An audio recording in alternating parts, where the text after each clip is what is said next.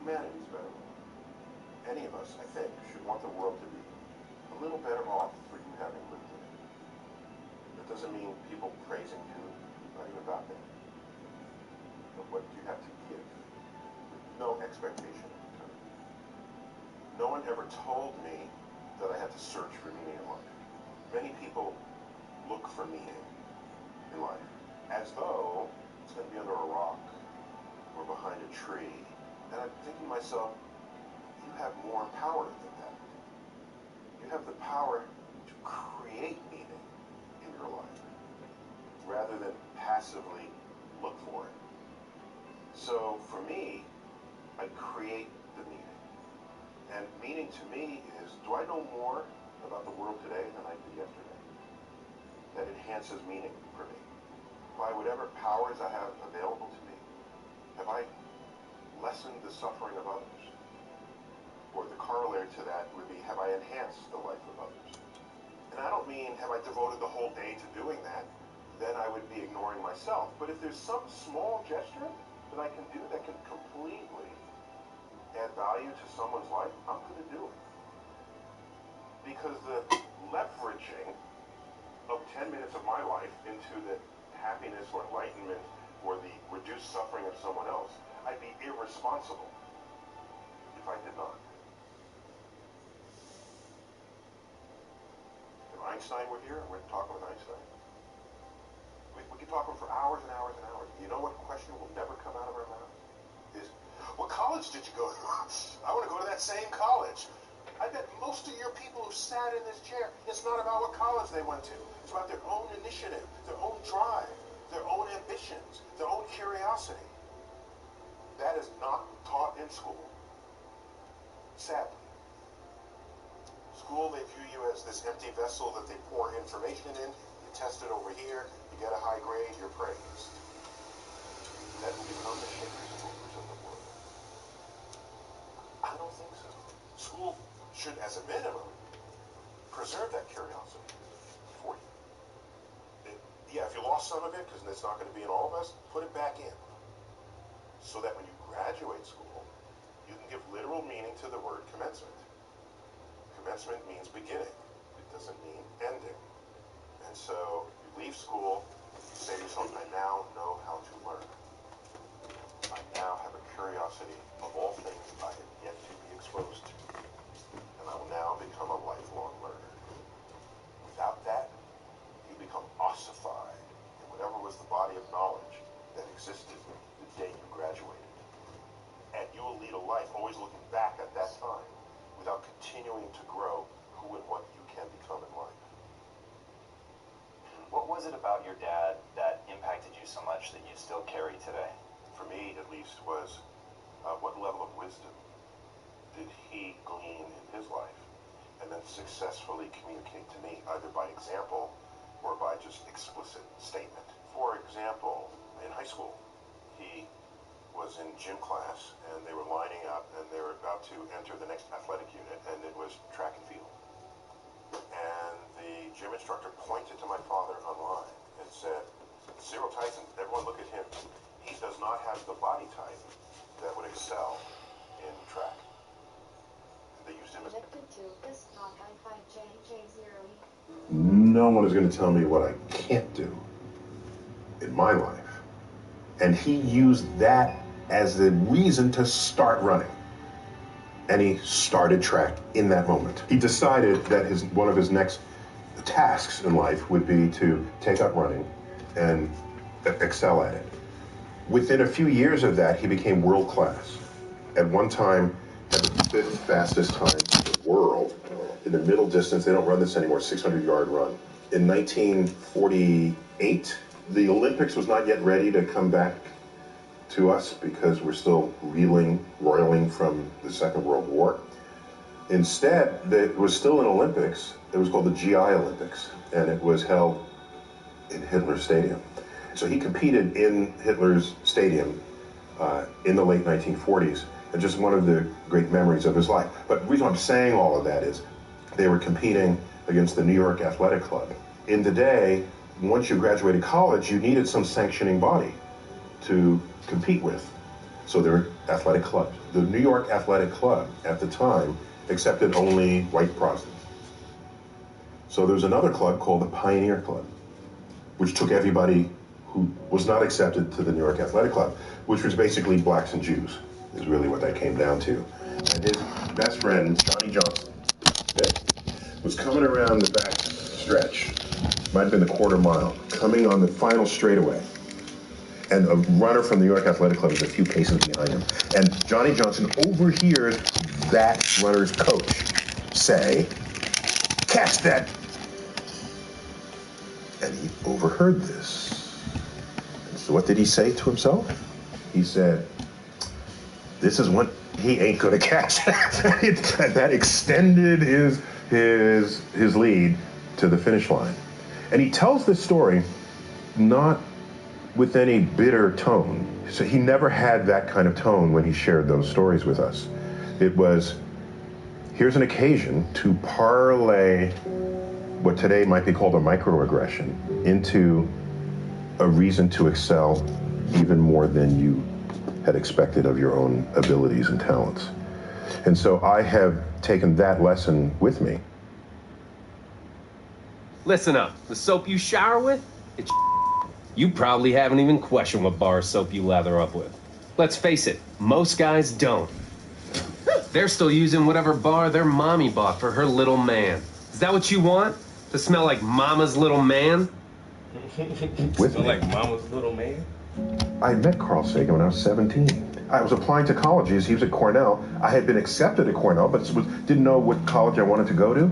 And the admissions office saw that I wasn't totally in the moment there. I didn't know this, they had forwarded my application to him for his reaction. I was already deep in the universe since I was 9. And he sent me a letter. He doesn't know me from Adam. I'm a 17-year-old kid from the Bronx. He's a professor of astronomy at Cornell University. And I get this letter and I open it and it says, "I understand you like the same stuff I like. Do you want to come visit the campus to help you decide if you want to go to Cornell?" It was like, whoa, now he hadn't done Cosmos yet, that's how old I am, but he was already famous. So I took him up on it. I took a bus up to Ithaca, New York.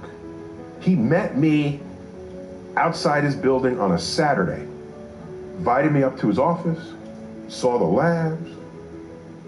I'm there in front of him, he did something really cool. He reached back, didn't even look, grabbed a book off the shelf. It was one of his books. I thought that was a badass thing. Don't even have to look. That's one of my books, yep. Okay, here. And he signed it to me. Neil Tyson, future astronomer, signed Carl. Later in the day, I'm ready to go back to New York. It begins to snow, as it does often in December in Ithaca. And he says, "Here's my home number. If the bus can't get through from the snow, spend the night with my family and go back to him." I'm thinking, who am I? What? I'm nobody. But I was somebody to him. And I said to myself, if I'm ever as remotely famous as he is, I will treat students the way he has treated me. How do I create meaning in my life as I go forward? My first question of me wasn't, where do I find meaning? It was, how do I create meaning? And that started early teens. Did you help your kids with this? Is that something that you found a way to sort of educate on or pass down so that they would be asking a similar question instead of doing the sort of wander search thing? Yeah, I have an unorthodox approach to what we did with our kids. We discussed this, my wife and I, and I wanted to make sure that however they were raised, that they retained the curiosity of childhood into adulthood. Okay, let's say there's a little toddler walking here, okay, crawling on the ground, and comes up and they start grabbing this. What's the first thing? Say, no, don't touch that. Okay, this was an experiment waiting to happen that you just squashed. This is a cup, it has water in it, okay? This is breakable. The kid doesn't know that. They want to experiment, so they'll grab it, it'll fall, it'll break, water will spill all over. That was an experiment you just prevented. They are experimenting with their environment. Everything is new to them. I saw a woman walking with her kid. The kid has galoshes on and a raincoat on, and they're coming down the walkway. And there's this big, juicy, muddy puddle right there. And I said, please let the kid jump in the puddle. You know the kid wants to jump in the puddle. The kid is like 3 or 4. You know the kid, and what does the mother do? Pulls the kid around to prevent that from happening. That's an experiment in cratering. That's what craters happen that way. You splash the water, there's mud, it's fun. You get to see the cause and effect of a force, downward force operating on a fluid. Gone. That was a bit of curiosity in that moment that was extinguished. So, with our kids, curiosity, provided it does not kill them, if it meant we had extra work in front of us, I would do that extra work. And I have pretty high confidence that they'll retain that curiosity through the turbulent middle school years into high school. And what is an adult scientist but a kid who's never lost the curiosity? We live in a very fractured world today, but what is clear is that the internet has enabled, and social media have enabled people to tribalize. You might go your whole life without ever finding another person who thinks the earth is flat. You go online and you see them all, and they have conventions, and they meet here, even if it's only virtual. So you have ways to say why you are different from other people. And I don't know that that's always a healthy place to be. In a pluralistic land, you want to celebrate differences rather than go out of your way to establish differences and then claim one group is better than another. You can draw a line in the sand between people who transgress but do not hold power over you from those who transgress and do. So the coach who said catch that, he doesn't have power over Johnny Johnson unless you allow him to. This is a famous quote from Martin Luther King. You can only be ridden if your back is bent. When I grew up, it was very common to hear the phrase, sticks and stones can break my bones, but words will never hurt me. You recited this. This is what you were told when you came home, when you said, oh, you know, this bully called me a name, and sticks and stones can break my bone, but words will never hurt me. And so this was an inoculation against hate speech, really, against just evil people, just nasty people. You were able to develop a system of defenses against unpleasant people out there. And I haven't heard that phrase in a long time.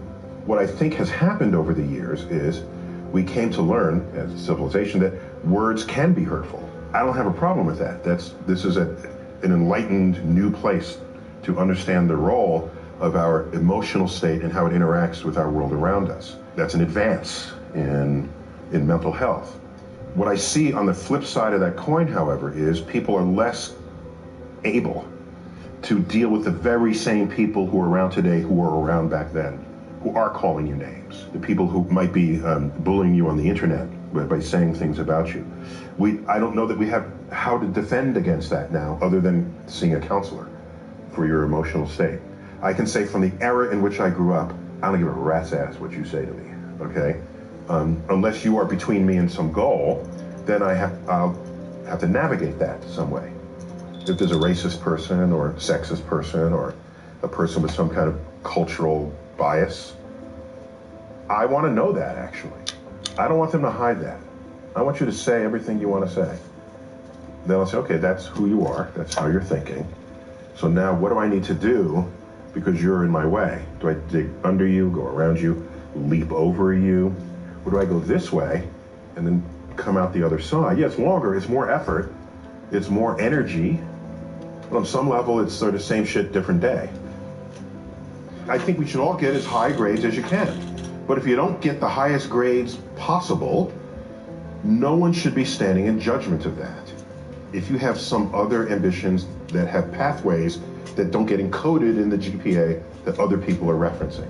When you approach a topic that you don't know well, what is your actual process to learn? Great question. I read things that take me to places where other people think. If I'm an educator, I want to know that. Because when you're speaking to me and I have some understanding of you, I can navigate your receptors for learning. I don't have to have you come to where I am. That's not right. I'm the educator, not you. You're the curious person. So I'm going to meet you on your territory. What I do for the public is almost 80+% of it is driven by duty, not by ambition. What gives you the sense of duty? Because I can do something, and if I can do it better than others, and it's for a greater good in society, I would be irresponsible if I did not.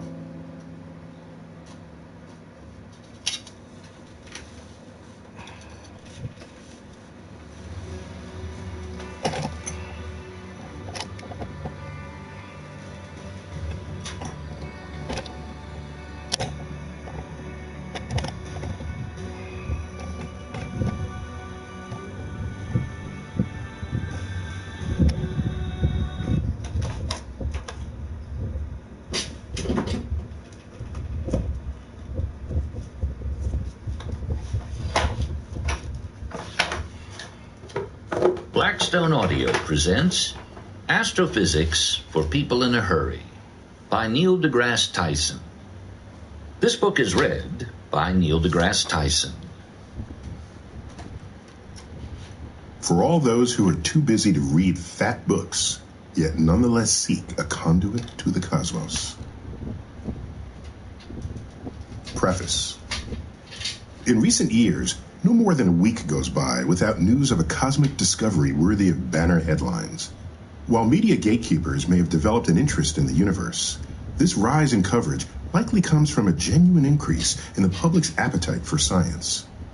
Evidence for this abounds, from hit television shows inspired or informed by science, to the success of science fiction films starring marquee actors and brought to the screen by celebrated producers and directors.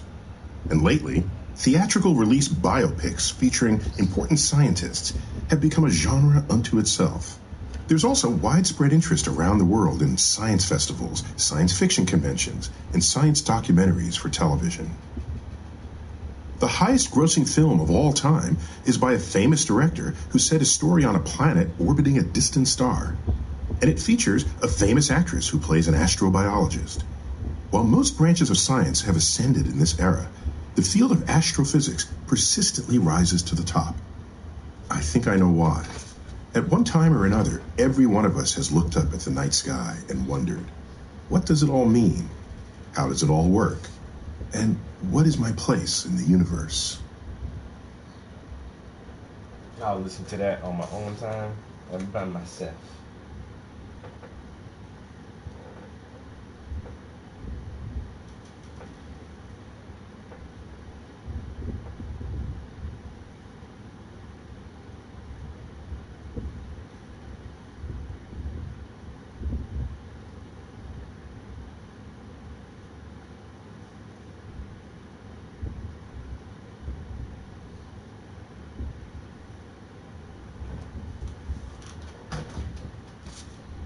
You know, with all these protests sweeping across America, people have been comparing this moment to the civil rights movement of the 1960s.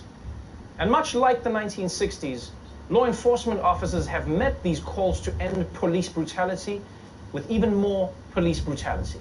Across the country, peaceful protests have too often devolved into standoffs with heavily armed police using military-style tactics. Flashbangs, tear gas, rubber bullets, helicopters, armored vehicles. Law enforcement in riot gear approach a barrier.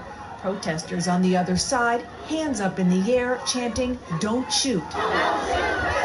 But that's exactly what they did, shooting tear gas and rubber bullets. The threat of terrorism after 9/11 convinced many departments to stock up. Now departments are facing off against their own citizens. Just take a moment to think about that. The police department got this heavy-duty equipment to fight terrorists. That's why they got the equipment, post 9/11. And now they're using it against Americans who are exercising their right to protest. And I'm sorry, what about these people screams terrorist to you? Like, maybe I've forgotten my history, but I don't remember the part where Al-Qaeda attacked America with cardboard signs. And an argument I've heard some people make is that the only reason the police are doing this is because the protesters are looting or being violent. That's what they say. No, they're doing this because the people are violent. But as happens so often, the police's story never matches the actual footage. Because for the past week, the internet has been full of videos of police officers attacking protesters with no provocation whatsoever. Caught on camera from coast to coast, alleged excessive force by police officers. Attacks against protesters who were demonstrating against police brutality. In New York, police drove a vehicle into a crowd of people protesting there. In Los Angeles, police swing batons at people who witnesses say were simply standing with their hands up. A New York police officer caught on camera pushing a woman who was demonstrating. An officer pulling a man's face mask off and spraying him with pepper spray. This unsettling image of an officer kicking a woman who was maced. Caught on camera, a protester run over by an HPD mounted patrol unit at the height of the protests. We as black people deal with this every day. Black and brown people are treated brutally every day. I don't care who you are, those images have to be upsetting to watch. Because these images are the antitheses of what America is supposed to stand for. Right? This is supposed to be the country where you have the freedom to say whatever you want. A democracy, right? You can say whatever you want, whether it's Black Lives Matter or let's all drink bleach. The government is not supposed to physically punish you for that. And that hasn't always been the case in America, but that is the ideal, right? When people were protesting in Michigan, saying that they want to go out, they want to go back to work, they want to get haircuts, they don't care about the coronavirus, they weren't getting beaten up. And that's what America is, the freedom to protest. And the freedom to protest isn't the only American ideal that the police have been trying to suppress lately. It seems like they've been really making a concerted effort to go after the free press. More than 300 journalists have faced press freedom violations. Across the United States, the camera is rolling when law enforcement seem to be targeting journalists. I am press. Please. We identified ourselves as press, and they fired tear gas canisters on us at point-blank range. This Australian cameraman and reporter were shoved and hit while live on air. Police now advancing on protester. Oh my gosh, what am I getting shot? I'm getting... In Louisville, pepper balls fired at a crew on live TV. Who were they aiming that at? At us, like directly at us. Yeah. Those videos are what's happening in America right now. Cops are just openly firing tear gas and pepper bullets and everything on journalists. I mean, I can't blame them. If I was doing the shit that the police have been doing, I wouldn't want anyone recording it either. So the police are attacking unarmed protesters, defenseless reporters. I mean, at this point, you might be wondering, is there anyone non-threatening enough that the police would not get violent with them? And what we're learning is that the answer is no. A Salt Lake City police officer in full riot gear using his shield to push an elderly man with a cane. The man falls face first onto the ground. Two officers in Buffalo, New York, pushing a 75-year-old man who falls to the ground, hits his head, and starts bleeding. None of the officers in the video appear to help him. I don't care how many times I see that video, I will never get used to it. Because it's bad enough that these cops push an old man who's walking over to them.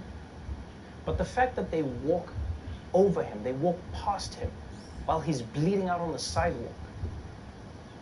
Like, who are you protecting and serving, if not that old man? And think about it, these were just two that were caught on video.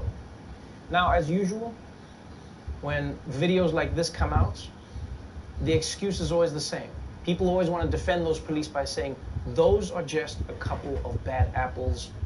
That is not a signifier, that is not representative of the entire police department. The only issue is that argument falls apart when you see what happened after they pushed this old man to the ground.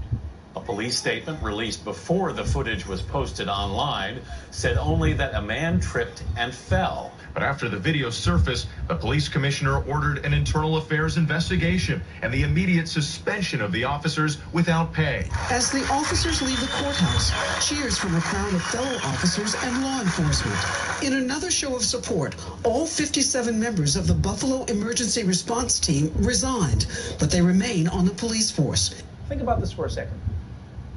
Not only did the police department try to cover up what happened, Not only did they try and lie about something that we all saw on camera, but once the truth got out and those cops were punished, the entire team resigned to protest those police being held accountable. In fact, they even showed up at the courthouse to cheer them on as they came out. What are you cheering? That Buffalo is finally safe from old men walking around in public? What are you cheering? What are you cheering? The fact that you've come out? The fact that you like, it's a scary thing to think about. What are they cheering for? And something I think people need to understand about the police is that in a way, they have the same code that a gang does. In that above all, you are loyal to your crew. That is a culture that is within every police department. And that's the heart of this issue. If good police are willing to look the other way or even join in when the bad police abuse their powers, you can make new rules and regulations all you want, but it won't matter. America's not going to be able to fix this problem until we have police whose first priority is protecting and serving the people instead of protecting and serving themselves. Well, that's our show for tonight, but before we go, The Daily Show and Comedy Central have been donating to 3 groups who are fighting against police brutality and systemic racism: the NAACP Legal Defense Fund, the Equal Justice Initiative, and the Bail Project. And if you're able to, and you'd like to help these groups, then you're more than welcome to go to the following link and donate whatever you can.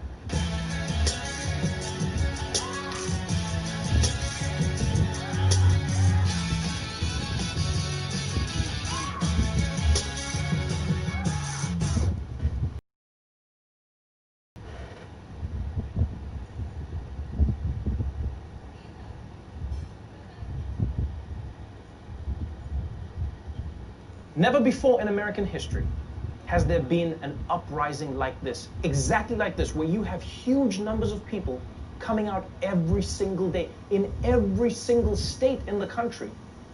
And it's particularly notable because it's almost completely spontaneous. Usually big demonstrations take months of planning, publicizing, getting permits. These ones are just, hey yo, meet me outside in 5 minutes, and people are there. Since starting in Minnesota after the murder of George Floyd, these protests for Black lives have spread like nobody could have imagined.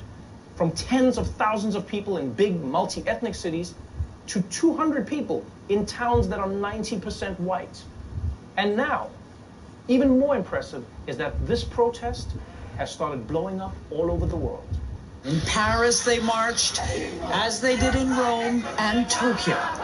In Hungary, a silent crowd took a knee for 8 minutes and 46 seconds. COVID-19 kept Thai protesters off the streets, but on screen in a massive Zoom session. In London, joining this protest mattered far more than the lockdown rules. Thousands, many masked against coronavirus, gathered outside the American embassy. Your message is heard over here, and we'll keep fighting the same fight that you are.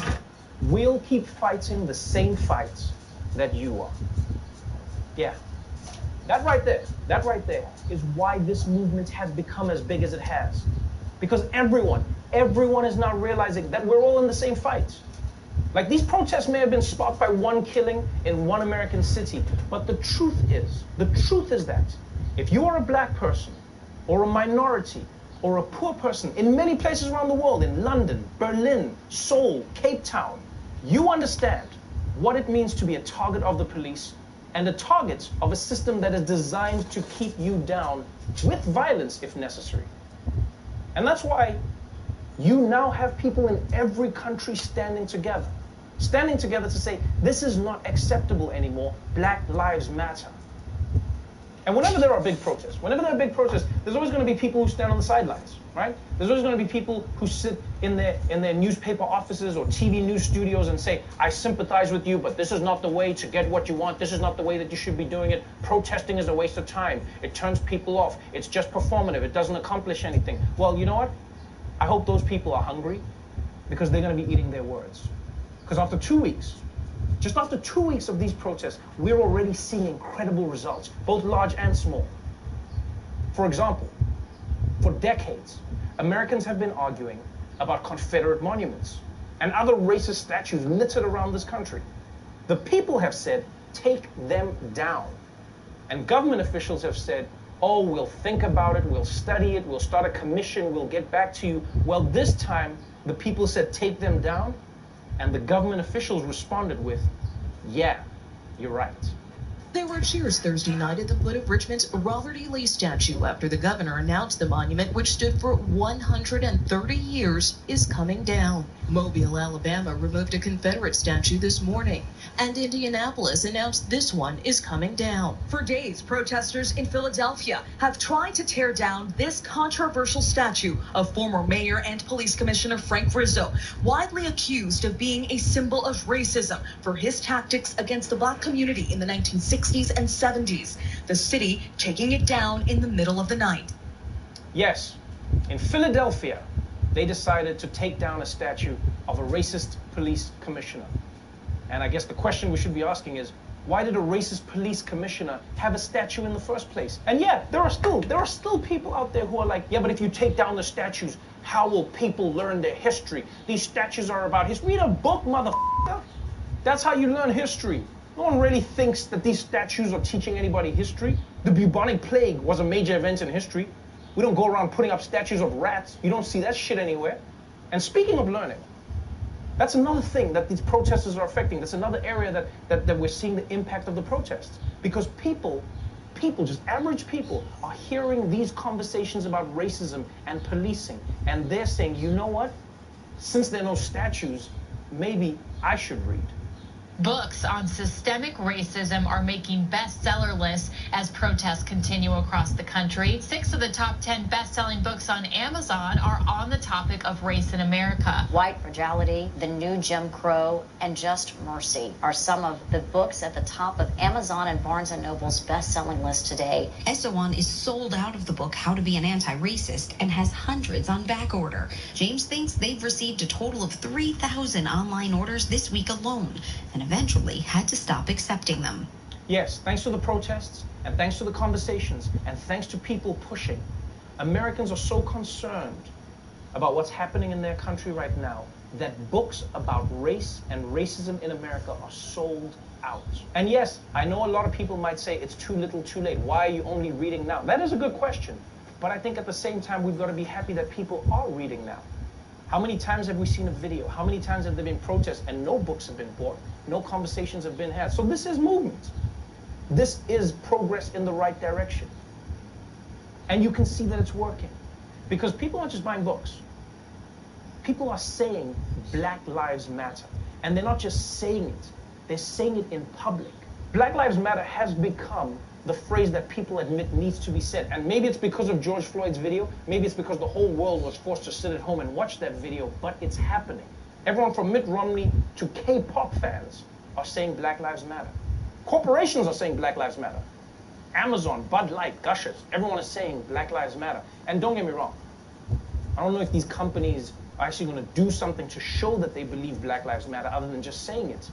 But it is still a major step to have American corporations who just a few years ago were terrified of that phrase, saying it as part of their corporate ethos. Because Black Lives Matter shouldn't be controversial as a phrase. Black people having lives shouldn't be a controversial thing at all. And you can tell that this protest is working because even the NFL has stepped up to say, you know what? We can do better. Roger Goodell is apologizing for how the league failed to support players who were protesting police brutality and racial injustice during the national anthem. Really? For many, this is an about-face that was a long time coming. NFL Commissioner Roger Goodell is changing the league's message, releasing this video statement late Friday. We, the National Football League, condemn racism and the systematic oppression of black people. We, the National Football League, admit we were wrong for not listening to NFL players earlier and encourage all to speak out and peacefully protest. You fake motherfucker. You see? You see? Wait a minute. That's crazy. And there's been so many memes made about this shit. Like, you want us to protest like this? You can't do it like that. You want us to protest like this? Well, that's not the right way to do it. You want us to protest like this? And we tried so many peaceful ways, And then motherfuckers burn your shit down. Then it's like, oh, okay, look, man, we admit we were wrong on the protest. You just need to find peaceful ways to protest. Colin Kaepernick had the most peacefulest protest ever. The most peacefulest protest ever. When President Trump said, fire that son of a bitch. Took it all the way to his mother. Like, why? Why would you call that man's mother a bitch on national television as the sitting commander-in-chief of the nation? I still don't get that. But now it's like shit's on fire. Oh, calm the Negroes down. What if they don't come back to the NFL? What if it wake up all the Negro athletes and they start their own football league? Dun dun dun. What if they start their own basketball league? Bum bum bum. They might even try hockey and be better at hockey than we are. Dun dun. The NFL stands against racism, and we believe that all black lives matter. And you guys should find a peaceful way to protest so that we don't lose millions and billions more in revenue each season. We need all the little black nigglets coming out of college to come work for us.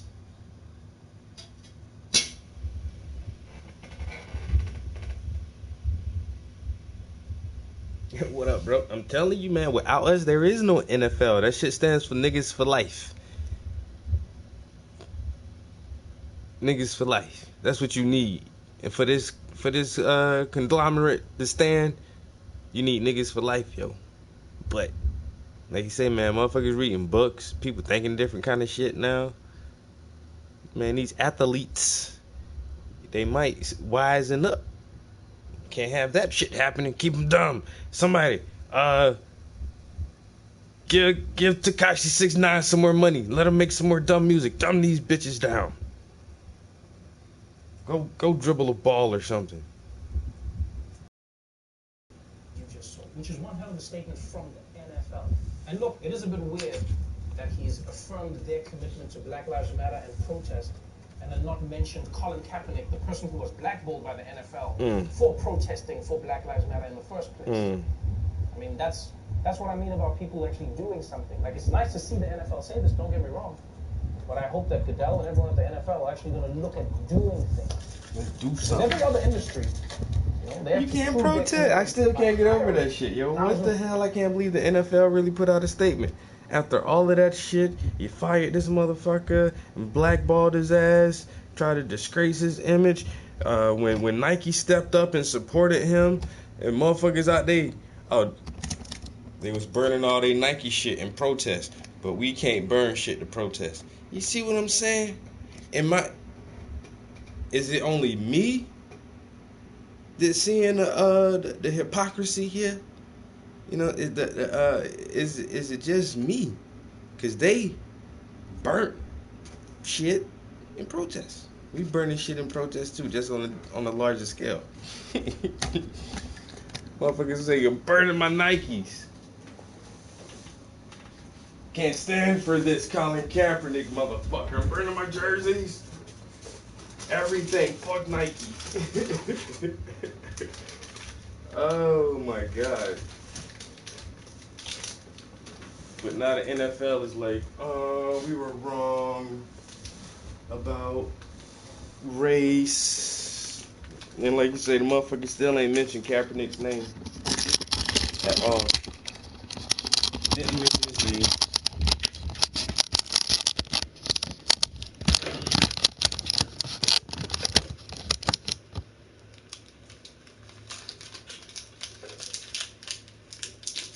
Man, bro. Yep, I ain't gonna lie. This how hot it is in here, yo. The chocolate is melting. That's crazy, yo. This is supposed to be like hard chocolate. This shit is all melting, sticking to the wrapper. Yo, it's like, I'm telling you, yo, it is hot. My chocolate is melting. I'll be damn.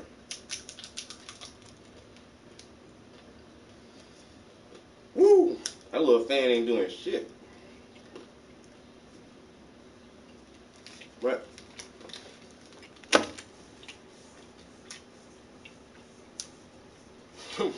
let me finish listening to this clip real quick. Of new black people. The NFL's just got to hire one. And yes, I know I said that even purely symbolic gestures are nothing to sneeze at, but we all agree that posting statements, taking down statues, and selling books is not enough. It's part of it, but it's not enough. Companies have to hire more black people. Companies have to stop not hiring people because they're black. I don't know, bro. The culture has to amplify more black voices. And of course, cities... It's 89 outside. It's about 94 in here. That's where we all started. That's where and I'm at the top of the damn house. Man, this heat, all this heat coming up here, bro. Is that it hasn't just gotten people talking, it hasn't just got people buying books, it hasn't just gotten like leagues and organizations saying Black Lives Matter. The best part about these protests is that they're already producing substantive changes as well. The killing of George Floyd is fueling calls to defund America's police departments. Defund the police chants are spreading at protests, and the hashtag is gaining momentum on Twitter. The idea may also be catching on at city halls. Los Angeles Mayor Eric Garcetti said Wednesday he will not be increasing the police budget. He also announced $250 million will be invested in such areas as jobs and education, especially in black and non-white communities. Yes, Los Angeles has announced that they will be taking money away from the LAPD and putting it into programs like education. And please don't get it wrong, this is not a spite thing. I've seen so many conversations where people seem like they're punishing the police. No, studies have shown that when you invest in people, when you invest in communities, you don't need to invest in the police. It makes sense. Prevention is always better than a cure, especially when the cure kills black people. And after the mayor of Los Angeles made this announcement, after Mayor Garcetti came out and did this, which was huge, other cities quickly said that they're also going to try, at least try to fix their policing problems. New York has announced that they're planning to cut the police budgets and change some of the laws that have protected killer cops. Houston, Sacramento, and other cities are banning chokeholds. They're banning chokeholds and certain other uses of force, which is not enough, but it's a start. And Democrats in Washington have introduced a bill that would, among other things, make it easier to investigate and punish violent police, as well as banning no-knock warrants, like the kind used by the cops who killed Breonna Taylor. And if all of this actually happens, these will be meaningful reforms. But one of the themes that has come out of these protests is that reform is not enough. What a lot of people are saying is, you cannot reform something that was inherently designed to be bad. And so what many people are demanding now is to defund or abolish the police. Let's stop having police in school. My homeboy in New York saying motherfuckers doing double shifts and taking a nap, sleeping for a couple hours at the station, at the precinct. Say all them protests, they had to do that shit for a couple nights, a few weeks ago. But before that, yeah, he worked 12-hour fucking shifts. Defund them a little bit, shorten their work days. You know what?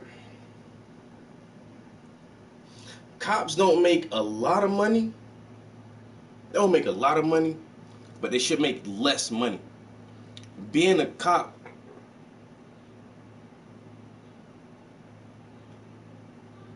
should be like a guidance counselor salary or something like that.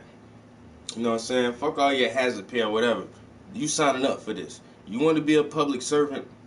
You want to walk around toting guns and all this shit.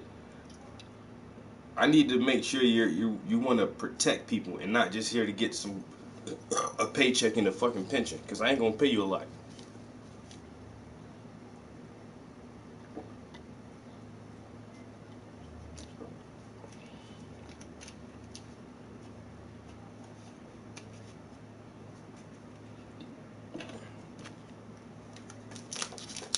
Oh, reparations ain't shit, bro.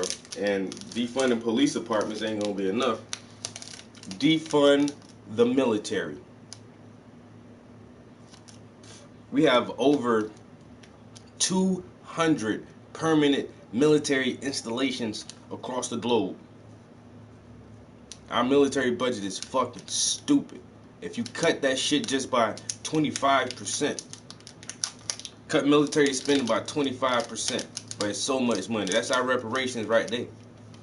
And then that shit can go into a reparations fund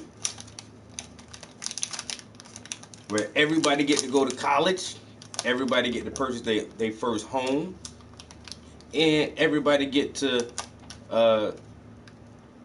have access to funds to start a small business. And I think there should definitely be a reparations fund set up for that, for everybody who is a descendant of any African slaves that ever brought to this country. You need to give me my education for free, my first house, a nice house. I'm talking like 3 bedrooms, 2 bathrooms, car, garage, all that shit, you know what I'm saying? I need a free education, a couple degrees, a free house, and you gotta give me some money to start a business. That's my reparations right there. And then after that, niggas will be buying communities up. Whole communities. Where you moving to? Man, you about to go to Florida, yo. They taking over down there in Florida. Everybody just go to the good parts of the country. Florida, Georgia, South Carolina, and just go settle down in the nice warm regions where we got good growing seasons and mild winters and coastlines and ooh, I can see reparations now. That shit smells so sweet, yo. Damn.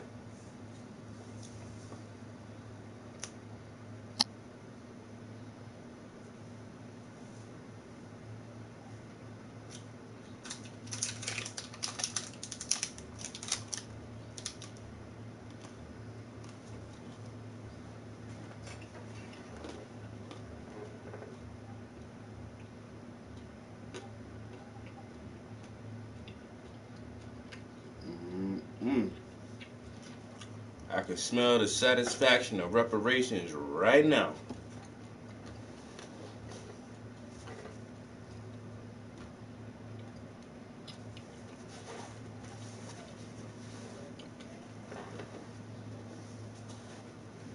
I'm so happy you acknowledge them, Boozy, because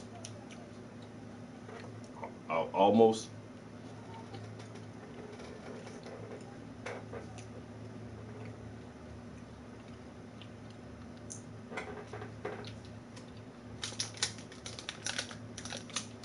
I don't even like doing that.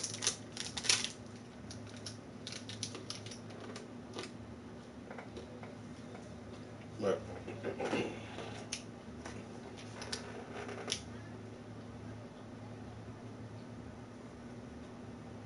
let's stop having police deal with homelessness or people with mental illness. Let's stop having police patrol neighborhoods where they don't live and give that job to residents. And a month ago, if you said any of this, you seemed like you were crazy and it was a pipe dream that would never happen. But again, after these protests, it makes... Like, the motherfuckers be whiter than Martha Stewart talking about, I'm Native American. And you'll be getting motherfucking money off of that shit too, yo. They say that bitch, you 0.00025% Indian, motherfucker. That ain't your damn business. You look like Martha Stewart. How you Native American? My great-great-grandmother was Cherokee. I get the... Really? Really, though?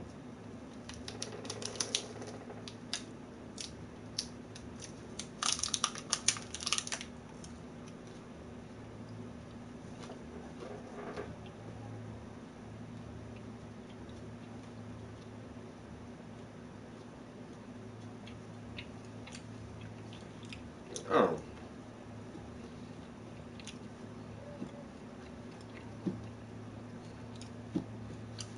In America,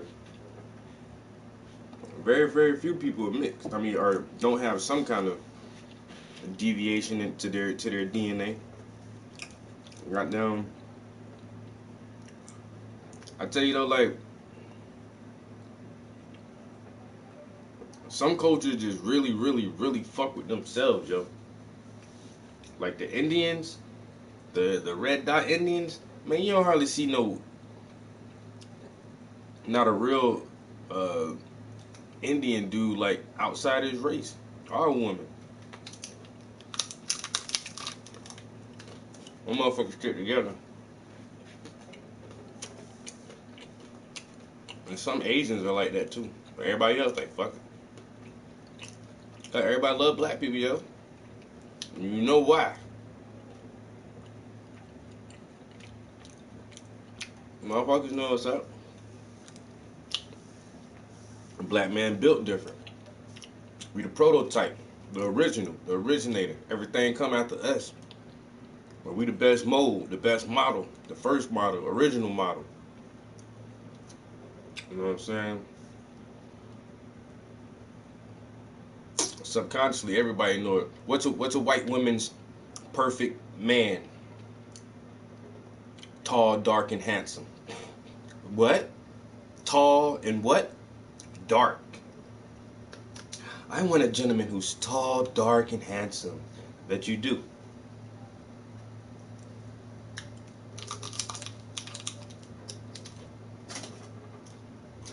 But you do want them dark.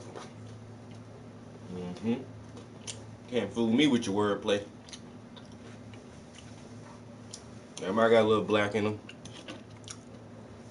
We're so desired. It's crazy.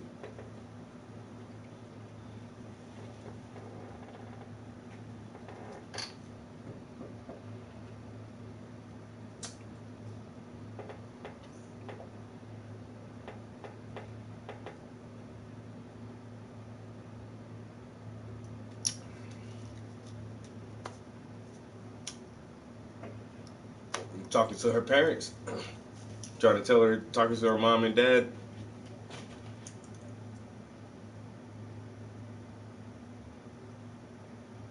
Oh nah, I ain't hear that. A white girl know that shit? I mean, but it's science though.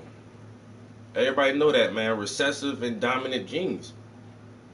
And you don't even gotta be a scientist to realize that shit. If you get a dark skinned African man, a dark skinned man, and a milky, pale, white European woman, and these motherfuckers fuck and have a baby,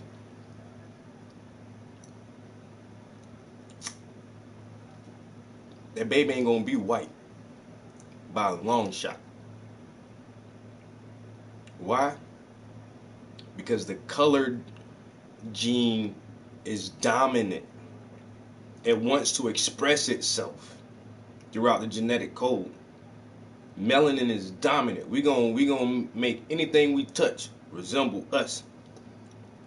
I don't care if you lay with a Asian or whoever, any light skinned person, get that black seed up in there, that baby gonna look black. Cause it's a dominant gene. And we can make albinos. Can't nobody do that shit, yo. Can't no two white people have a dark skinned baby with just full of deep melanin. Like, that shit don't happen. It's impossible because the genes they carry the recessive genes for the production of melanin. The production of melanin is a dominant gene. So if she understands that light skin is a mutation, she's pretty smart. It don't take a whole lot to figure it out though, but yeah. Light skin is a mutation.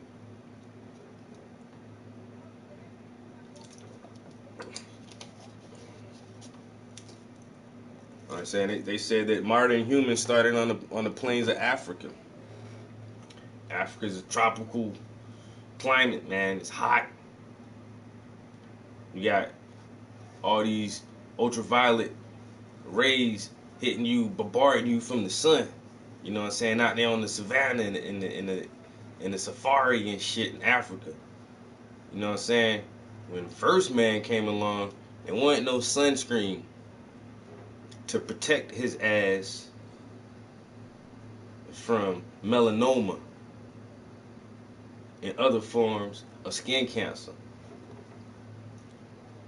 So the best way to protect yourselves from the harsh UV effects of the sun is to build up a durable layer of pigmentation within your skin that actually works to help synthesize the vitamin D that you need to grow your bones, like photosynthesis. This shit is amazing. Melanin is amazing. This is an amazing thing, man. Amazing thing. You know what I'm saying? Some people got it, some people don't. You know, that ain't even the truth.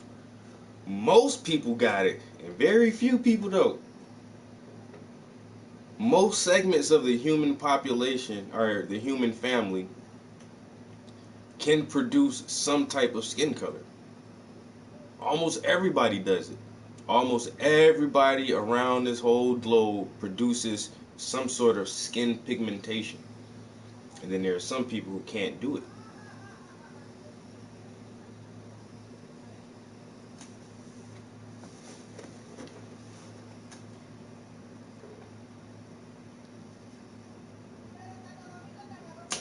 And then the people who can't make skin pigmentation get mad at the people who can make the most skin pigmentation.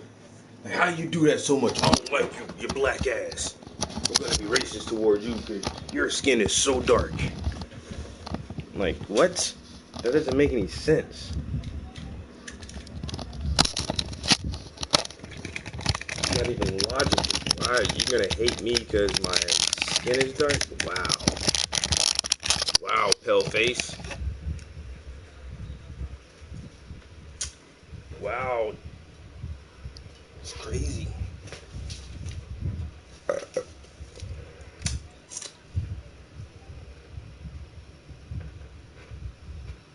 May soon become a reality.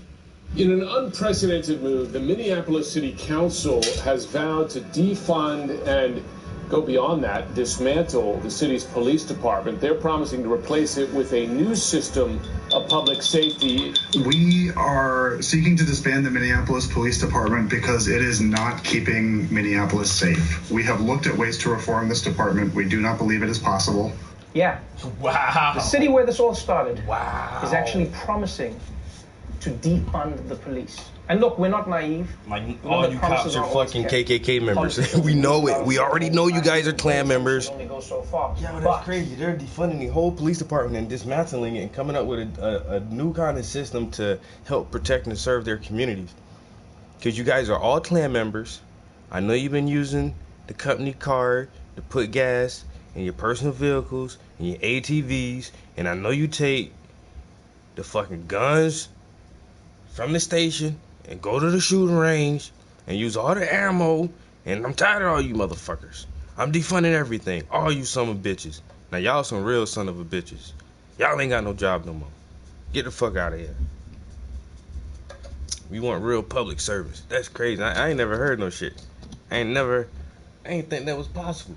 I ain't know you can defund a whole police department and dismantle a whole police department. Word? I gotta have this shit done in my area.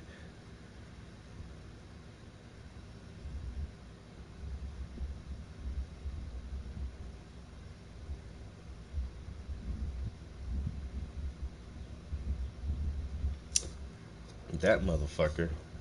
I know when I was living in Philly, it was John Street. Black dude. That motherfucker been corrupt as fuck too. It's just the money. It's the money position, man. Fuck all them motherfuckers, man. You gotta get a real person up in there. Mayor John Street, some bitch. And they found some shit on this motherfucker. He riding around in a state car with a suspended license. And then his brother had like some kind of construction company, and they caught the motherfucker giving no bid contracts to his brother for the city. What? A no bid contract? They went to who? Your brother? Your brother? How many times? 3 times? Whoa.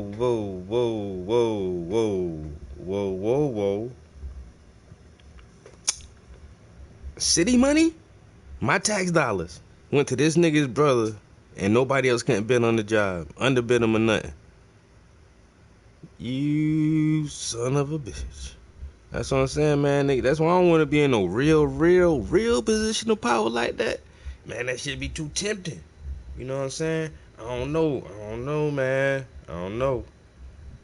If I feel like I can get away with it, my dude, you know what I'm saying? You know, that's that last little bit of hood mentality in me that just want to fuck the system so bad, yo. Like, fuck this system. I'm on the inside of this shit now. Fuck all this shit, bitch. Y'all fucked me over my whole life, bitch. I'm about to fuck this shit up. Y'all better catch me when I'm 90. Cause I'm gonna embezzle a little bit of this shit. A little something. Man, fuck that. White folks do that shit all the time. My turn. Mayor Prince, how are you doing today? I'm doing fine. How are you, my constituents? Yes.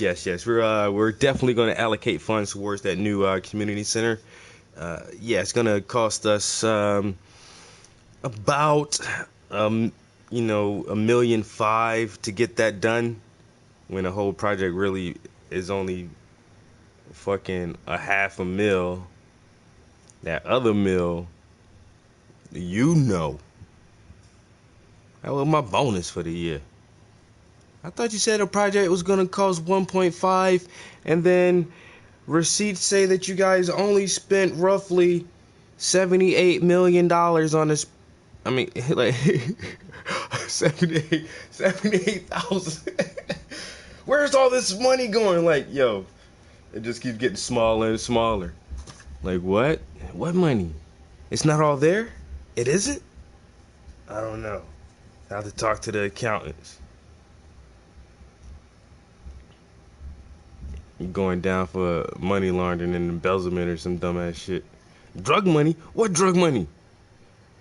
That gentleman was selling drugs? I did not know that. I dealt with him on a professional level pertaining to our mutual businesses. I did not know he was selling illegal drugs out of his establishment. I have to denounce this motherfucker in public. I can't wait to be a politician, yo. I can't wait, son. What? I'm balling. Going to the White House, chilling with the president. You know what I'm saying? Sneaking up in some Bilderberg meetings, all kind of shit. Fuck the whole system over, too.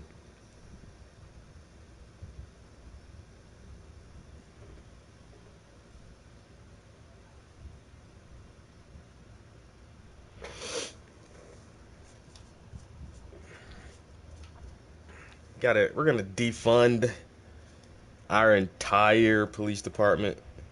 Matter of fact, we're just gonna dismantle this thing because all these assholes are racist. Every last one of them. Even the one black guy, Elijah, I think that bitch is racist too, man. He dates a white girl. He smokes Marlboros. He drives a pickup. I don't even think this motherfucker like black people. He's going to. Fuck that.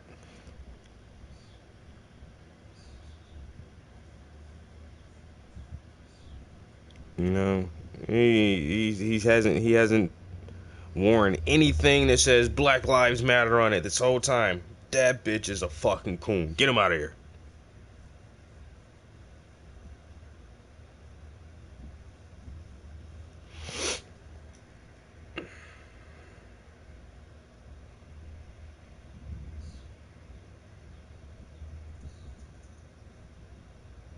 Get him out of my presence.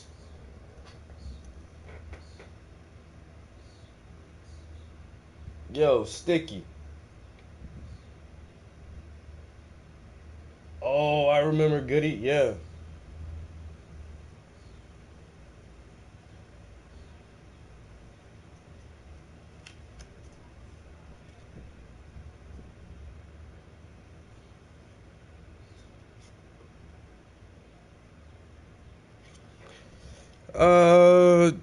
That's the only thing, man. Like, most of our movements do start off as real, but they're always co-opted every time, just because people understand that the black community isn't as organized as we could be, and so motherfuckers step in and take advantage of it. It happens every time.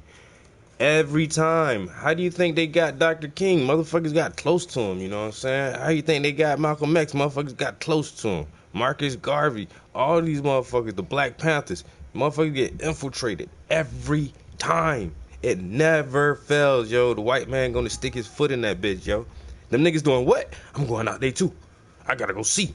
Well, you know, if you do it this way, guys, we can help you. And there's some government grants and some funding, and I can put you on the news and blah, blah, blah, blah, blah, blah. And next thing you know, it's like, it's white people walking around spraying Black Lives Matter on property and smashing windows. It's like, what the, huh? So is it real? Yes. Is it orchestrated? Yes. It's a grayish area where you just have to fucking figure out what you're gonna do, you know, in this time, because this is a time of chaos, but also at the same time it's a time of opportunity, and you should never let an opportunity go to waste. So seize the moment, because everybody is going to piggyback on the coattails of African Americans and start stepping up with their plight, because it was Black Lives Matter, then it was Black and Brown Lives Matter, then it's Black Trans Lives Matter, and then, you know, before you know, it's gonna be like, and then the one girl made a post that says, Black guys matter, because the white girls got fetishes, so they don't really care about black women, just black guys and not black lives. And so everybody's gonna try to get their little piece of this shit, man. Just do what you gonna do and make sure it's positive, and just pay attention to everything that's going on, because a lot of this shit is orchestrated. I guarantee you. You are well in your suspicions of thinking that this may not be 100% organic. You are well within your suspicions.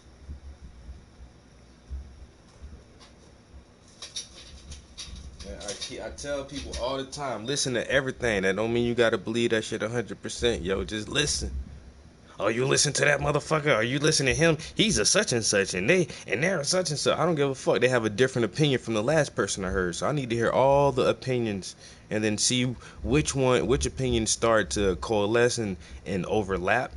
And then you can start doing factual research and adding.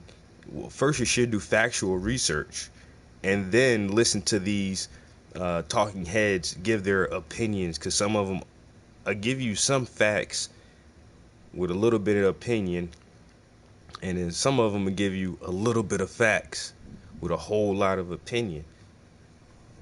So it's a weird road to navigate right now, bro. You know what I'm saying? It's a weird road to navigate. It's difficult. That's why I just try to peep everything. I try to listen to everything. You take one hat.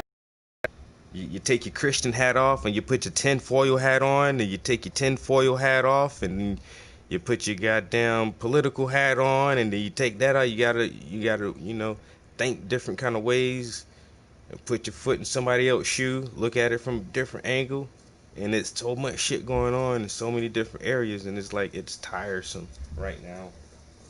It's tiresome trying to keep up with what the fuck is going on in the world. And what the fuck is gonna happen tomorrow or the fucking next day? And we don't know. Shit is changing week by week over here, man.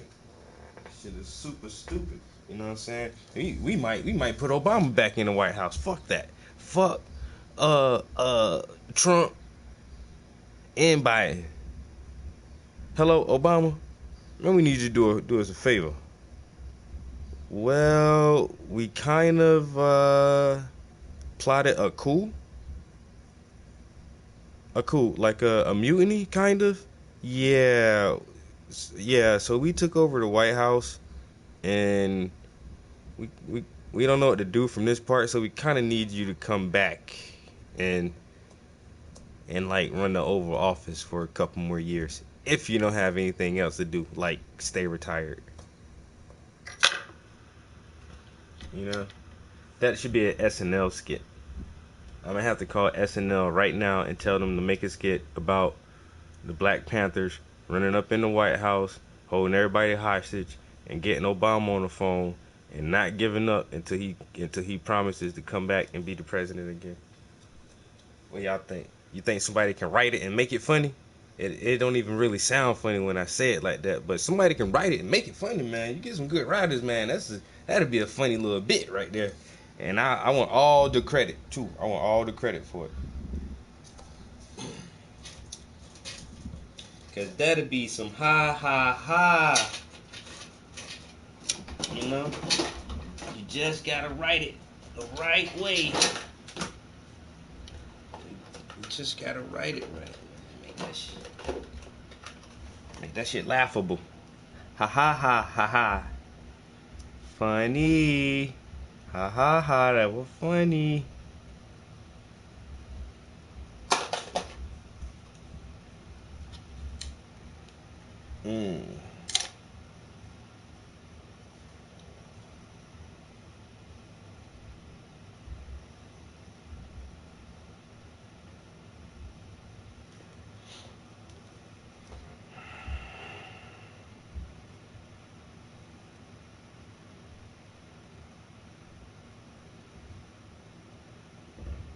His Hulu full of Dukes of Hazzard reruns. You gotta get him out of here.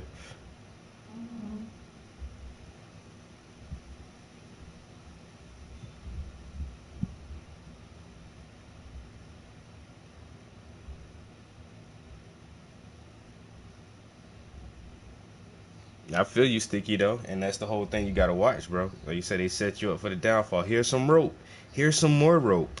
Here's a little more rope, and then you get to the end of the rope, it's a noose on that motherfucker, and you turn around, the motherfucker kicking you off the edge of a fucking cliff.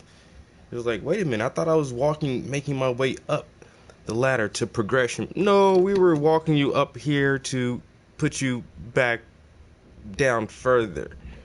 You thought, oh, you were looking for like some permanent change. Ha ha. You guys are fucking funny. This is America, bro. Damn. Niggas thought that shit was gonna stick. Y'all know that? Y'all see that? They thought that shit was gonna stick, man. Sorry for you. Better take your ass back to Africa. Africa's calling. Africa's calling.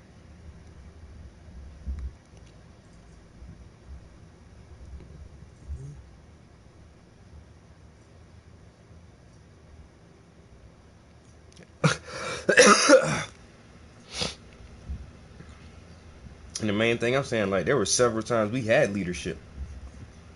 You know what I'm saying? We had the Panthers. We had Huey P. out there stomping around the streets, making that noise.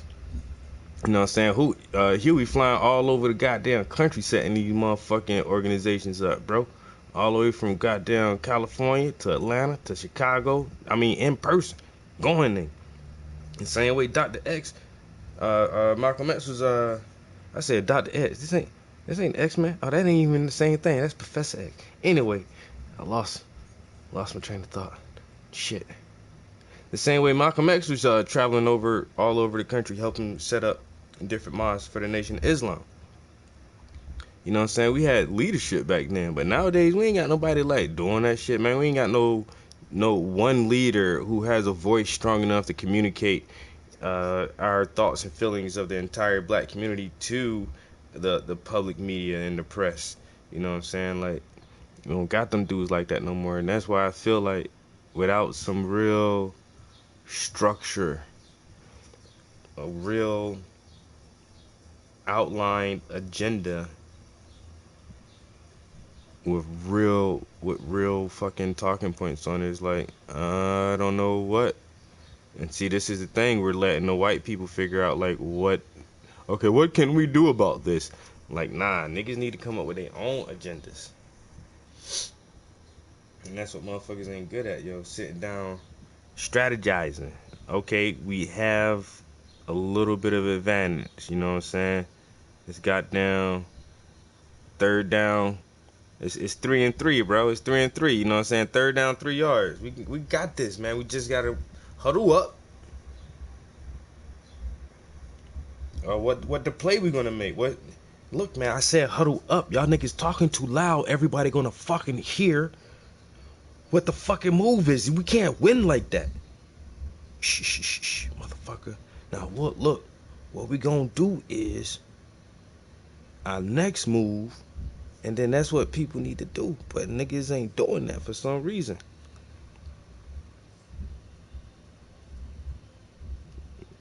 Man, fuck all this shit, man. Give me my money. Where my reparations at, yo? I ain't gonna stop fighting. You know that? You know what? We need to formulate reparation committees from each state. We need to, well, the lists are already compiled, but there are a list of companies and corporations that are still in existence today that had their foundation during the slave trade or as a result of the slave trade, and these motherfuckers owe us. You made money and you've been around since when? 1800s. Word? In America? Word? Oh, you owe a little bit then. Yeah, your company's been prosperous this many years. Oh yeah, you owe us a little something. You owe us something. Come up off of that. You know, no, we seeking trillions, baby. We need to have this reparations fund in the trillions.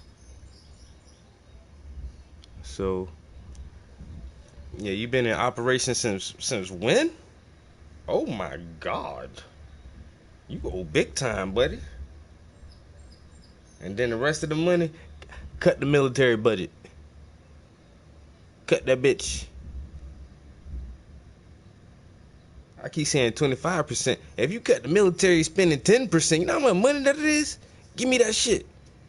Put that shit in my reparations fund, man. Don't let me be a goddamn president. It's on Inauguration Day.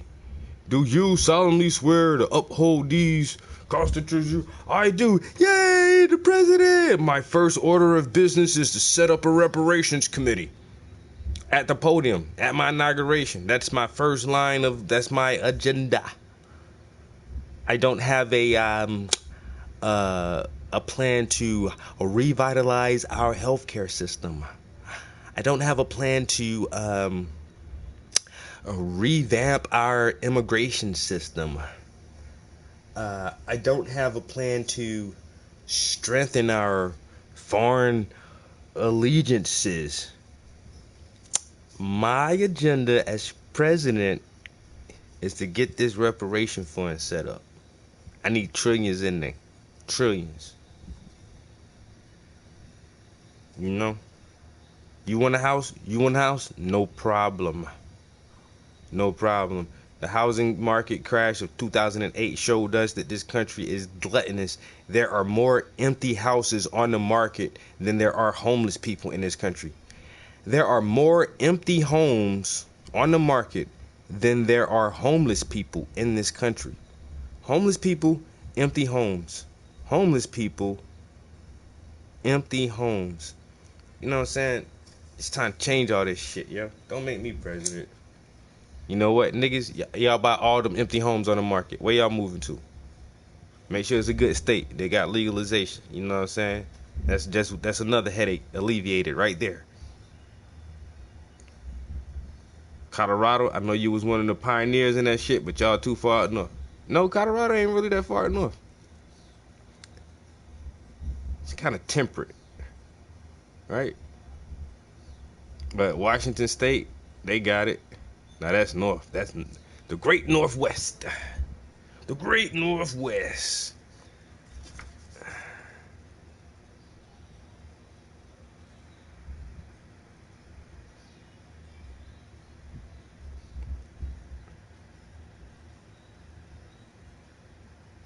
My first order of business, reparations committee. And then I sign a bill, and then I hold it up like Trump be doing, so y'all can see my signature. See, I signed it. I signed it. Yay, take pictures of me. Take pictures of my signature on this shit. Paintings by the prince, motherfucker. I mean, president is by the prince. I mean, prince is a president.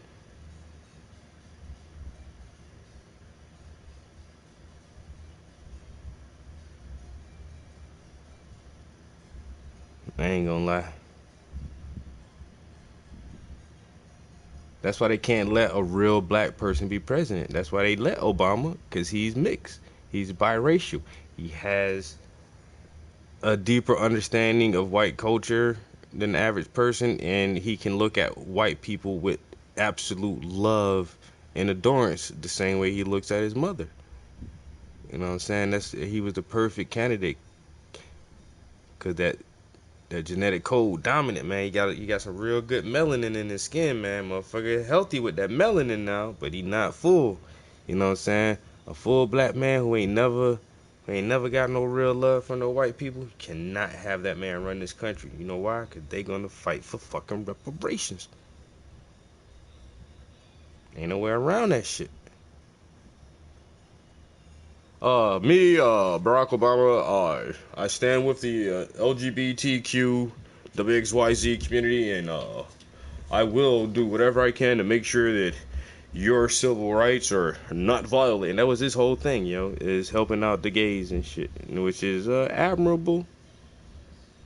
But he couldn't help the blacks because he's not really, black.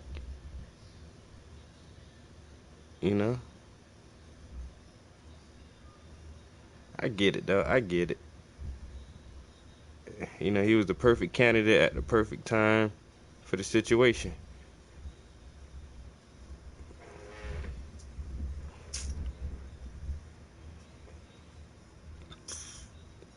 Yeah, my neighbors out there grilling out, man. That shit smell good as shit. Smell some burgers or something.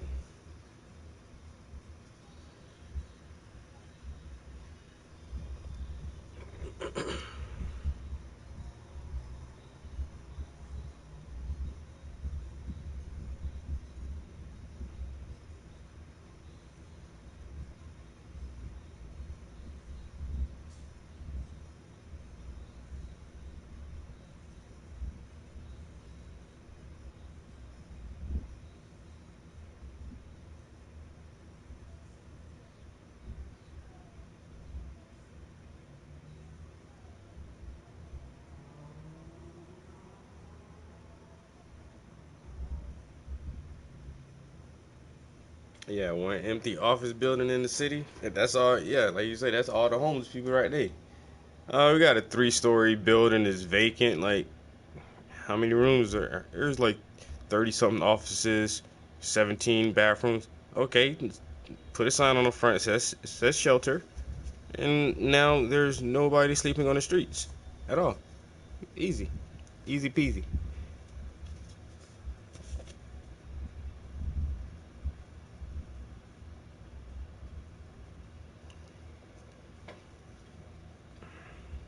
But that's too easy. You know what I'm saying? Can't make that shit too easy for these motherfuckers, man.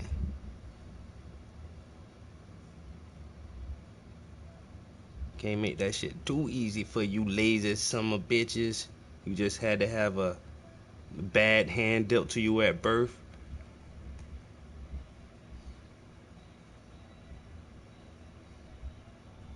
Motherfucker, I always want to read the Bible. Love thy neighbor and all this, do unto others and all this shit, man. But motherfucker won't invest in a goddamn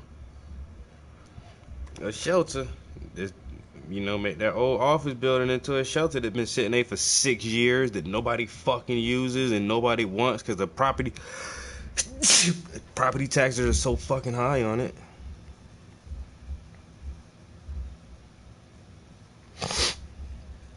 Well, who's gonna volunteer at the shelter? You know what, man?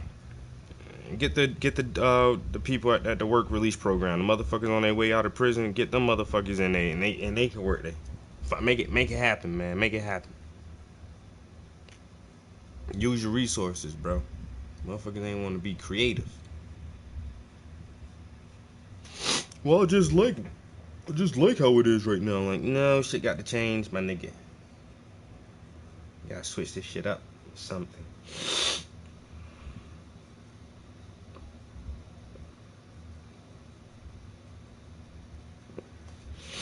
And I read your comments.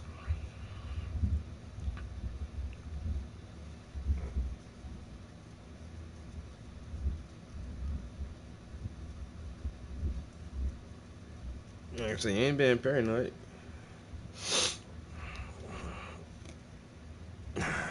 Being cautious and being skeptical is perfectly normal. That's the only way the gazelle is gonna survive. Gotta be cautious, man. What they say, look before you leap. Everybody out here jumping. Where the fuck you jump to? You just jump off a goddamn bridge, bitch. Ain't nothing under you. What the fuck you jump for?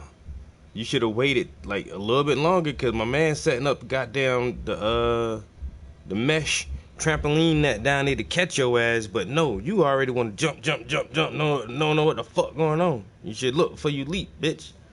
Everybody that want to jump ain't want to be cautious enough. Ain't want to be cautious and take it in for a minute.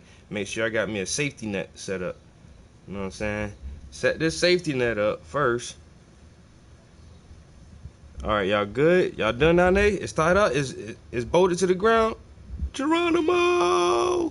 Fuck America! End racism and systemic oppression. And then you can land and be like, yeah! No more white power. I mean, there's always going to be white power. Everybody needs power. White people can have their white power. I hate when people say, oh, it's wrong to say white power. It isn't. It's not wrong to say white power. It's wrong to say only white people get to have power. That's the part that I don't like. You know what I'm saying? I want to be able to say black power and brown power and red power and yellow power and all the other colors that the white man call us. Every color should have a power, not just white power. Oh, you get mad if I say white power? No, I don't. That made you say white power, bro. More power to you. Shit. But that don't mean you gotta crush my power or stop me from developing my power or harnessing my power or transcending or none of that shit. That's y'all whole damn problem. Y'all motherfuckers act like y'all got a monopoly on power. We ain't gonna have this shit no more. You know, we tired of that. Your monopoly on power and violence, that shit is over. I'm not saying you can't have power. You just can't have total control over all the power. God damn, man. Shit. Share that motherfucker with me. I want to be empowered. Crazy ass motherfuckers.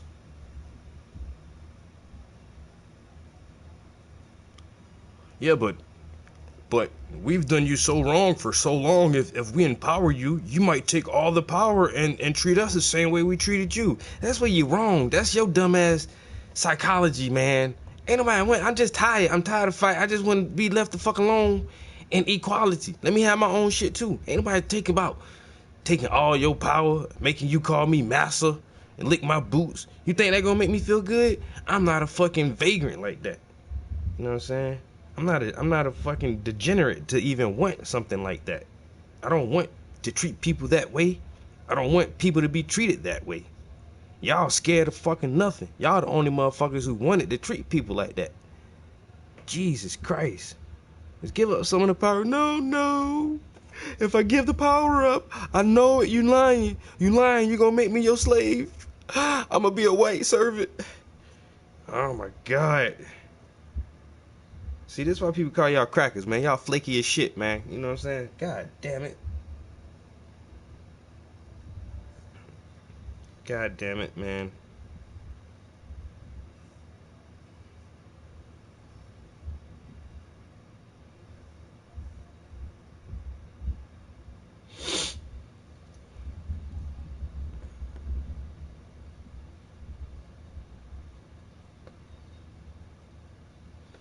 Not really, because motherfuckers thought that Obama was the only opportunity. Like, oh, this is our one thing. This is the one shot we're gonna get. And it's like, that motherfucker ain't even do shit.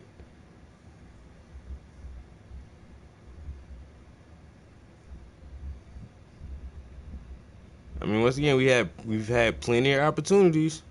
We just gotta get one and make that shit motherfucking stick, yo.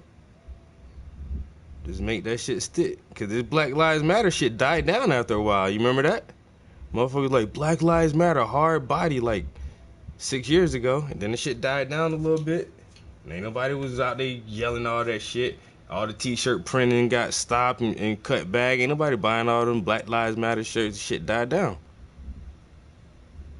And then what happened? Now it came back with fury. Black Lives Matter. Black Lives Matter. Yeah, but then what? Y'all gonna stick with this shit or not, man? That's the only thing. Motherfuckers be having a little bit of energy. Man, y'all niggas got energy for 2 months, 3 months. You gotta have energy for 3 years, bitch. 5 years, motherfucker. Stick with it. And don't just do the protesting and burning. Build some shit, man. I keep telling people that shit over and over, man. You gotta build shit for your community. You need STEM centers and youth centers and all these shits, man. Build them motherfuckers in your own communities. And try to own your community. Don't keep talking about my hood and my block and you don't own not one fucking brick, my nigga. That's not yours. You live in a white neighborhood. It's populated by black people, but you live in a white hood. You don't live in a black-owned neighborhood. You live in a white neighborhood, and it's all white owners, and they allow you black people to live there. And that's what motherfuckers don't get either. My hood, my hood. I can't stand that shit, yo. Even when I didn't own shit, I never thought about it like that. Like,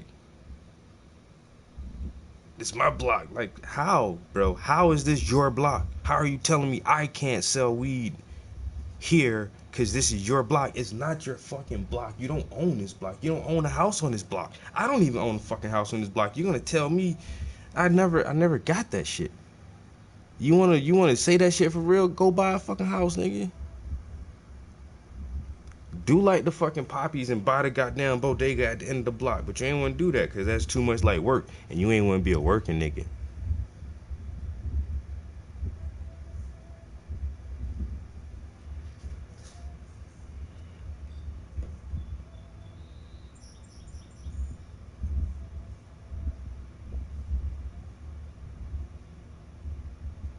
Oh no, hell no. Motherfucker trying to clean up real quick right now. Sweep the dirt under the rug. Sweep it right there.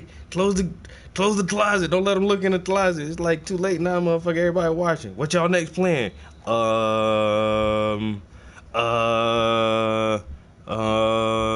See, what we want is, and then some Latino or somebody else gonna step up and then take the reins. And then you done lost it because you ain't get a strong leader up in there. Now you got a puppet leader set up for you. And now the whole movement opted again. You know what? That's why I ain't never really wear no fucking Black Lives Matter merch or none of that shit. Or I never wore that shit. Because I ain't helped start that organization. I ain't helped create that shit. I don't know who the fuck really behind that shit right now. Who funding all this shit, man? Everybody talking about George Soros and everybody putting money in that shit, opting that shit out. And like, okay, it's a nice slogan, but let me see, man, what the fuck you doing? Like, I scream Black Scranton all day. And I wear Black Scranton merchandise and I promote Black Scranton because I know the founder of the Black Scranton Project. I'm a member of the Black Scranton Project. I know what our organization is about and I know the goals that we're trying to accomplish. So I ain't got no problem backing that shit, screaming that shit all day. You know what I'm saying? But like all these other shits, man, once again, man, just be cautious. Just be cautious. And have a backup plan. Cause when you fucking with that ghetto man, they gonna put you 1 step forward, 3 steps back. They gonna 1 step forward, 3 steps back. Cause you took a leap and ain't looked back. And then you fell your ass right in they trap. So just be cautious. Just be cautious of what they do. Of what they do. Cause it's gonna be 1 step forward, 3 steps back. You took that leap and you ain't looked back. And then you fell your ass right in they trap. So be cautious. Be cautious. Dun, dun, dun, dun, dun, dun, dun. Dun, dun.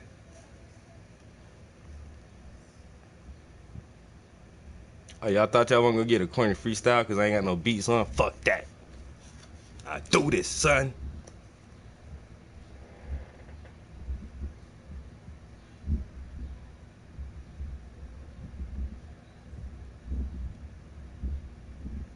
Nah. motherfuckers still think this shit checkers. I'm gonna move here and I'm gonna wait for they move. Then I'm gonna move here and then I'm gonna wait for they move. Like, can't really do it like that. This is chess, and you need to have 3 moves planned out, and you need to anticipate at least 3 different moves from your opponent, and that's the only way you're gonna try to win anything with some strategy. You know what I'm saying? You got to strategize. Motherfuckers, but we don't get taught chess at an early age. You know, motherfuckers don't understand strategies on how to get to your objective. You might have to take a different route or attack a different opponent first before you take out your main opponent. Motherfuckers, man, you know what I'm saying? You're gonna, hey, bro, you're gonna talk to you blue in the face. But as long as you got a clear understanding of what's going on and what's your best move to make, you cool, bro. You cool. I tell you this, and it's something hard to learn, man. And even once you learn it, it's still hard to deal with. And this is a real fucking fact right here, bro. You can't save everyone.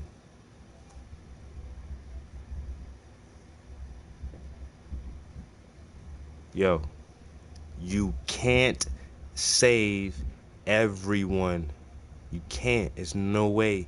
I don't give a fuck how much you love these motherfuckers or how long you have known them. Your mama, you might can't save her. You know? People gonna think what they gonna want to think. They gonna see the world how they want to see the world, and this world is so harsh, and it's so blunt, and it's so dangerous that people just rather keep on their rose-colored glasses so they don't have to deal with that shit, man. Their reality is nice and it's pleasant and it smells like roses and gumdrops. And you can't dismantle that reality, because that shit gonna send some people into a psychotic break. You know what I'm saying? Disrupting their fantasy world and making them look at the harsh realities of life. Anybody want to put up with that shit? Huh? You think I want to sit here all day talking about this shit my damn self? Painting all these goddamn books? Huh? I want to paint flowers and buttercups and butterflies and little babies and puppies. But no, I got to do activism through my artwork so I can spread some type of awareness. That's all we can do, man. You know what I'm saying? You're going to talk till you blue in the face. You ain't going to save everybody. You know what I'm saying? A million motherfuckers gonna see this painting. One person gonna be like, I might want to read that book. That's all. Out of a million people, only one person might even take the time to even consider the thought of, maybe I should read that book. Man, I'm trying to do my part though. I'm trying to stay in my own lane and do things the best way I see fit. You know, it's easy for me now. I done did my footwork. I done protest. I done gave speeches at rallies. I done passed out flyers, informational sources. Like, I done did it. I done been out there. I ain't gonna keep doing that shit, man. You know what I'm saying? It's not as rewarding or fulfilling for me to engage in that line of activism. I feel like I can use my expertise and my talents in a different way to achieve very similar results.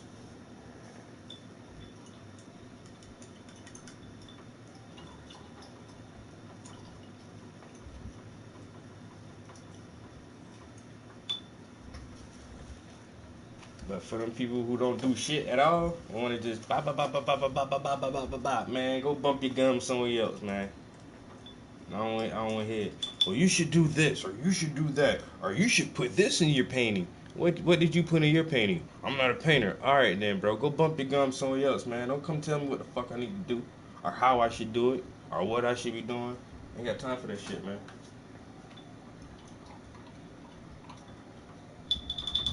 I've been educating people for how long? How long we been doing this stream? Art and education. That's all we do over here, baby. We try to educate each other. Come up with ideas, good solutions. This is our theme over here. You know what I'm saying? Not everybody want to be woke all of a sudden. And then they want to bombard us with questions. What do you think about this? Or what do you think about that? Bitch, if you've been hanging out with me and my homies in the streams all these years, you would have had way deeper viewpoints and opinions on all these situations with a much better understanding, because that's all we do here, man. Year in and year out, we discuss social issues and what's going on in this goddamn world. You know what I'm saying? That's why I don't be feeling bad that you're going to the rally. No, I'm good. I'm good. You can go out there and yell all you want. I'm gonna sit right here and have a healthy debate and conversation with my constituents on the PlayStation Network, via YouTube. More power to y'all out. They doing y'all things though. You know what I'm saying? I ain't gonna lie. Shit.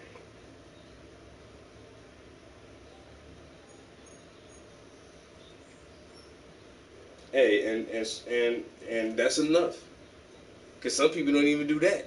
You know what I'm saying? I've been in foster care as a young child. My mom ain't even want to take care of her own. Some people don't do that. Some people don't even want to take care of your own. It's a hard job, you know? Do that. Some motherfuckers ain't want to do that much, you know? And then and they still be bumping their guns. This and that. Blah, blah, blah, blah, blah. Bitch, don't your mama got custody of your kids? Get your shit together first. Before you talk about some activism. Shit, get your life together. You trying to tell me about some shit. Your damn house dirty too, motherfucker. Don't come trying to sweep around my door. Sweep around your own damn door. Get tired of people, man.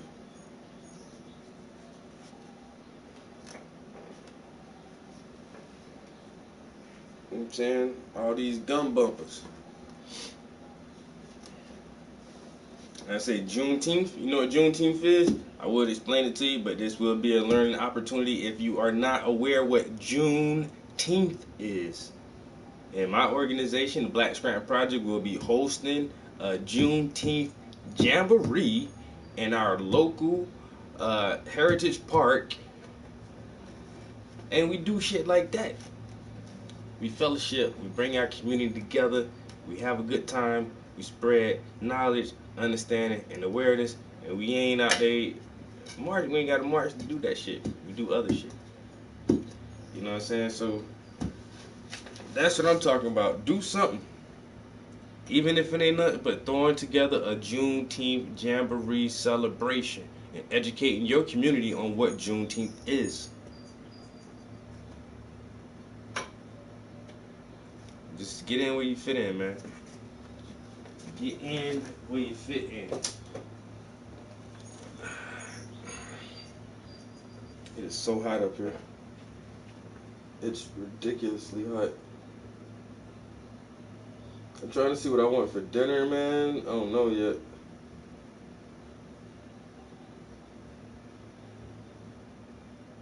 I think I might do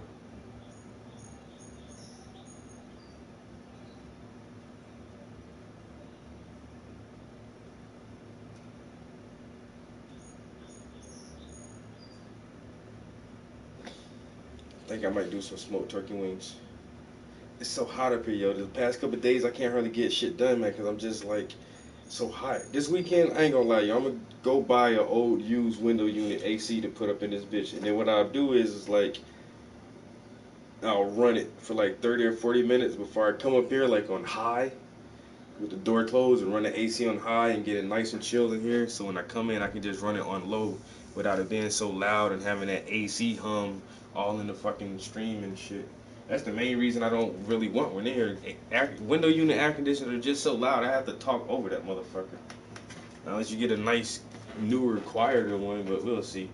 Anyway, guys, I'm going to go fix something to eat for dinner and play some video games. I'm going to live stream my video games. If you guys want to come in there and still stay in the chat and watch me get my ass bust while I play some Call of Duty or something, you're more than welcome to it.